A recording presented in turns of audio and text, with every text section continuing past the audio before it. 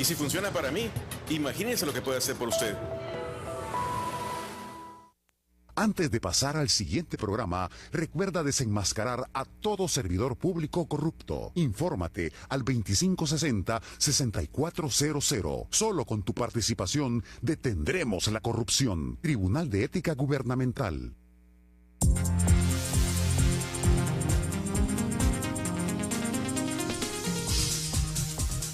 Bueno, y algo que hemos luchado los periodistas en los últimos años fuertemente es por tener una ley de acceso a la información. Algunos países de Centroamérica ya la han tenido, nosotros desgraciadamente todavía no, a pesar que todos los presidentes, los últimos 2 presidentes que han venido de los medios de comunicación la han prometido.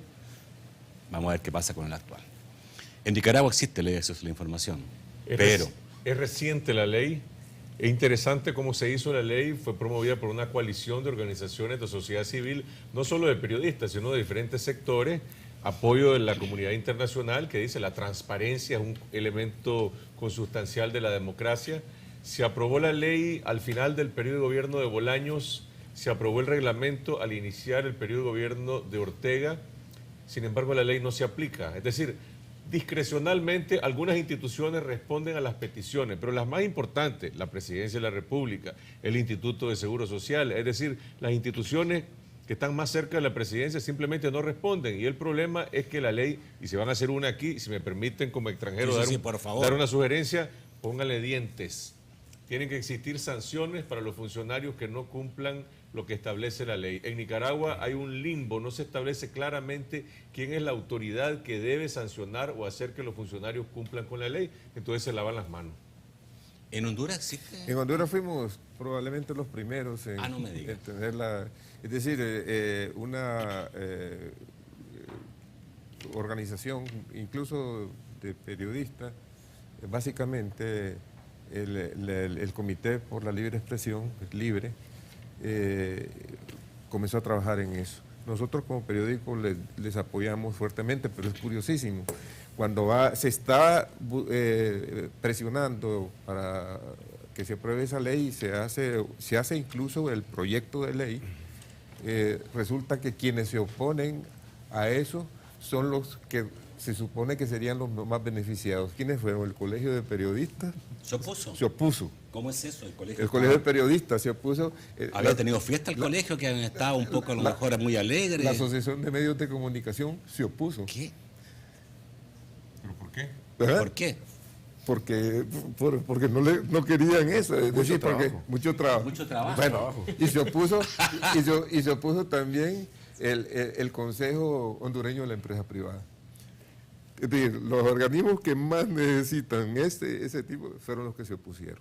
No obstante eso, y esto fue en el gobierno anterior de Mel Zelaya, que al solo entrar, ese trabajo ya se había venido haciendo antes, pero al solo entrar entonces se logró con mucho trabajo y sobre todo en el Congreso Nacional, pero se logró aprobar esa ley. Y luego se aprobó lo que es ya la reglamentación con la creación del Instituto del Acceso a la Información Pública. ¿Qué ha ocurrido? En el gobierno de Mel Zelaya, no es que le estoy haciendo, sino que funcionó más o menos, comenzó a funcionar. Pero ya de un poco tiempo después, los 3 miembros del instituto, que son los que el instituto donde se regula y se maneja esto, ahí es donde se administra particularmente la ley de acceso a la información, se pelearon entre sí, cada quien queriendo tener su coto de control de confidencialidad. Entonces resulta que ya a estas alturas ni siquiera eso, porque ahí están en el Congreso que no saben si van a nombrar nuevos o qué es lo que va a suceder. Todo eso está suspendido y lo que es el acceso a la información está parado. Eso por una parte. Y por la otra, que es importante reconocerlo también, ni los periodistas ni el público en general saben cómo utilizar la nueva herramienta.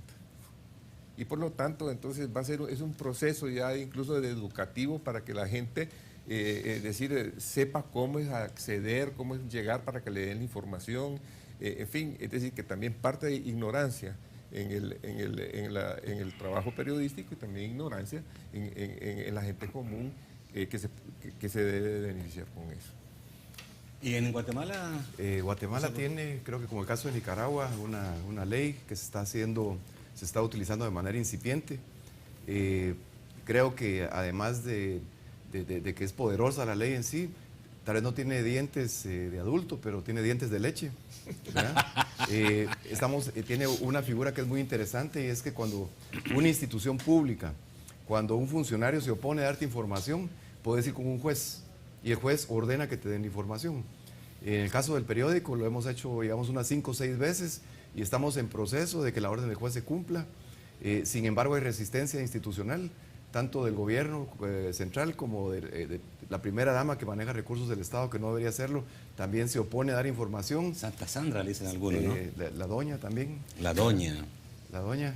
Ella se opone a dar información. Hoy leí en la prensa de Guatemala en general que encontró un atajo para evitar dar información, y es que parte de los recursos que canaliza se lo da, digamos, a gente, digamos, de escasos recursos. Ella no ha querido mostrar la lista de a quién se los da. Entonces hoy ha de haber encontrado algún mago, un buen consejero, que le sugirió que van a dar la plata a través de los bancos, los van a bancarizar, porque en Guatemala hay secreto bancario. Entonces, pero son luchas que hay que seguir generando la presión y hay que seguir exigiendo. La municipalidad también se opone. Tenemos